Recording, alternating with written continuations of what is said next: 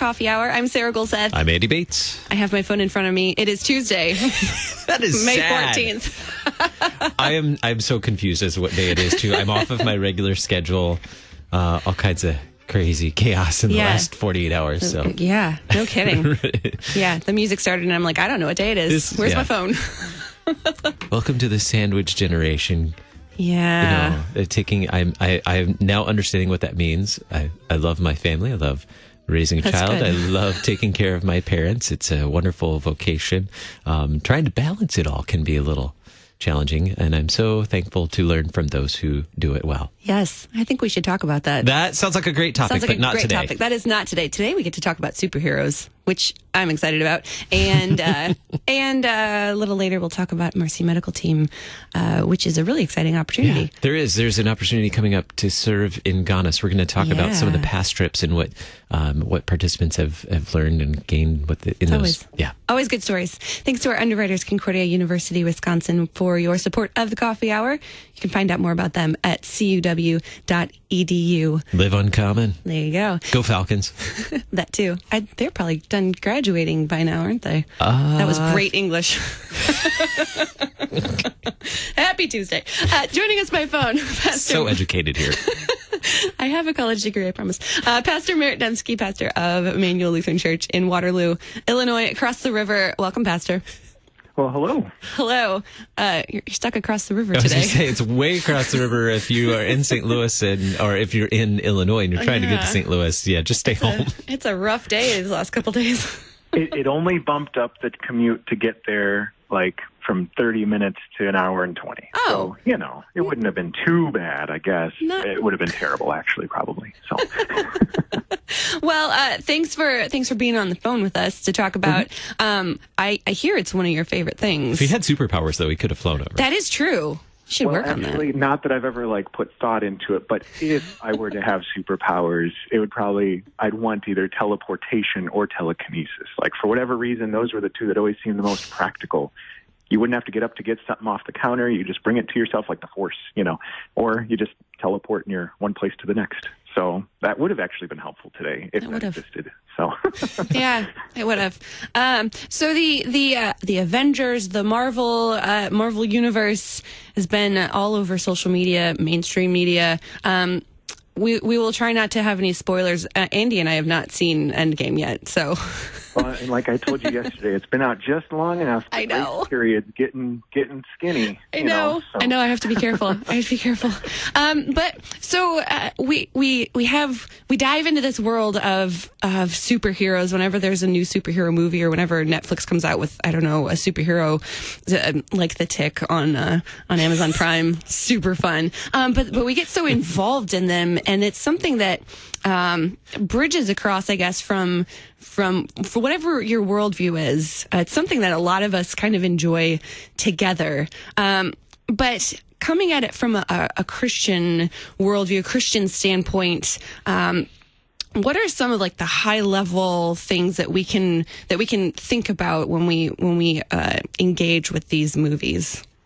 Yeah, there's a pastor up in Canada, Pastor Giese, who always talks about low-hanging fruit, and he does really good reviews on this type of stuff as well.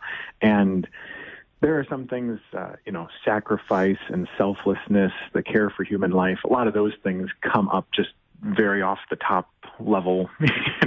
You see superheroes being these people that would lay down their life for someone else or risk their life for someone else. In the last movie, which was a year ago, Infinity War, I can say something about that now.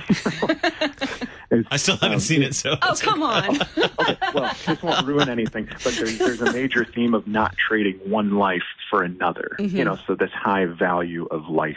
So you get some of those kind of points. And if we as Christians, when we hear that word avenger, we might automatically jump to some of our biblical passages about God being our avenger, the one who cares for us, the one who brings justice ultimately, some of those type of things. But when we approach superheroes, it's almost the same as kind of approaching fairy tales and mythology, because it's not, you've got this whole world that's been built now. I didn't ever read a lot of the comics growing up. I would read about storylines. I'd read about things about them, but I didn't just sit down and read a lot of comics. But when you watch these movies, when you get into those worlds, I mean, it's a whole mythology, like you're digging into Norse mythology or Greek mythology. So in the same way, like people would worship, like these gods. And we say, oh, we would not do that except when we dress up like these heroes and we sacrifice time to go and watch these movies and look up to these people and say, what's their example? So like a lot of times we think about heroes and dealing with superhero movies and stuff kind of the same way we would deal with mythology and fairy tales. There are good points, but ultimately it's a fiction, it's a fantasy that can draw good points about virtue or those kind of things, but ultimately it's a myth, So there's some value in it, maybe for teaching, or as you said, pointing to virtue, or maybe teaching a moral lesson. But that can, in and of itself, become an idol. There's a danger in that, it sounds like. Right. Or what about when we compare Jesus to these superheroes?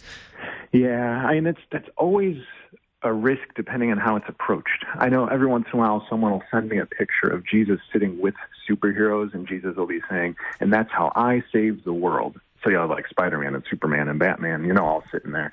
And I'm never a big fan of that imagery just because it makes Jesus look like he's part of mythology as well, like he's no different. It's just telling his side. I'd almost like one of those pictures as though it's like sitting at Comic-Con, the place where people go to hear about all the new movies coming out and to hear the new stories and all that kind of stuff. There'd be like all those people sitting around Jesus hearing him say that he actually saved the world, that kind of thing, versus comparing Jesus to mythology. It's the same, like I'll go into libraries every once in a while, and children's Bible books or stories about Christian history will be in the mythology section. And I'll be like, really? And that bugs the heck out of me when I see that. And so there are people that when they share that, they're pointing out that Jesus is the real one and he's talking to mythology, but it's too easy and too quick to jump the other way and to suggest that Jesus is also mythology, just like them, So yeah, you just got to be cautious. Sure. And I mean, I don't want to give these movies a bad rap. They are very entertaining and really fun to watch. And the idea of modern mythology is really fascinating. When we were talking yesterday, I had not thought about these movies as modern mythology before, so that's a new concept. But then pairing that with some of the obvious references to like cruciform shapes and the sacrificial acts. How do we process through those things that to us as Christians are obviously a Christian concept to us? How do we process through that when we're watching the movies? Well, sometimes it just automatically draws our mind to Christ. I mean, when you go back and you watch movies, you'll notice how oftentimes you have cruciform imagery. Spider-Man Homecoming, there's a scene with Spider-Man's arms stretched wide as he's trying to hold this ferry together that's been damaged. You've got, not part of the Marvel Cinematic Universe, but the old Spider-Man movie, Spider-Man 2, you've got a similar scene of him with his arms spread as he's holding back the danger from the people. But you get this, the Avengers movie, Iron Man falls back in a cruciform shape. But you see all that, and it points us to Christ. It makes us think of Christ. But we always remember that Christ is our salvation, that he is the one that gives us life. So there are times, like Avengers 2 actually plays on this exactly, because you have sometimes a stylized credits at the end of a movie, followed by the actual normal scroll credits. And the end of Avengers 2 has like a marble-looking statue design of all the heroes fighting. And so it looks almost like something you'd see in Greek mythology of the heroes, that kind of thing. But when we see those things, we can automatically go back to our catechism and think, okay, now what we've just seen, what is the worldview being presented here? There's some, like the first Avengers movie, there's a reference that Captain America says there's only one God, and he doesn't dress like that because he's told that Thor and Loki are gods, And so you've got some little references, but you've got a lot of opportunity to say, okay, what is actually being taught here, and how does this compare to what we actually believe? Who is God? How are we actually saved? But mythology, has its benefits. I was telling you yesterday that C.S. Lewis and Tolkien were friends after the war, the First World War, and they both loved mythology and fairy tales, which who would have thought after seeing Narnia and Lord of the Rings that they enjoy mythology and fairy tales. And Lewis had grown up in a Christian environment but become atheist.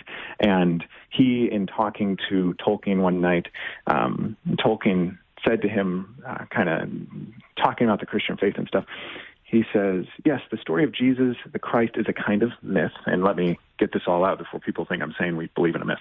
He says, it is the authentic story of the dying God, that mythos of the God that comes and dies and all this stuff. He said, who returns, who rescues the people to life, brings them from death. And so the difference between Christianity and all the pagan myths is that the dying God actually entered into history, lived a real life, died a real death. And so Lewis replies to him and says, do you mean that the story of Christ is simply a true myth, a myth that actually works on us the same way as others, but that actually happened? If that's the case, then I think I understand what you're saying. You know, that we see all of these things about the dying God, the mischievous God, all this type of stuff. But ultimately that God is real, that he did come, he did live, he did die, he did rise again to actually save us. So we see shadows of that as, you know, the first Avengers movie, Iron Man saves people, or Spider-Man saves people. You see all these I can't think of the word, trends or shadows of the reality, but that as Christians, we can say we do know the actual God who really did come in flesh and actually saved us perfectly in life. And so, like I said at the beginning, you get some of those low-hanging fruits of quotes or imagery, and sometimes stuff is very overt that's presented, and sometimes we have to actually think about what is said and what is shown and how it relates to our Christian faith. Thank you, Pastor, for digging into this. The only superheroes that I see these days are in the shape of Lego, so that's how I see the superhero stories. But I certainly do. I am a fan of C.S. Lewis. Love the Chronicles of Narnia. Thanks so much, Pastor Merritt Demski, pastor of Immanuel Lutheran Church in Waterloo, Illinois. Thanks for being our guest on the Coffee Hour. Yeah, it was a pleasure. I'm Andy Bates. I'm Sarah Golseth.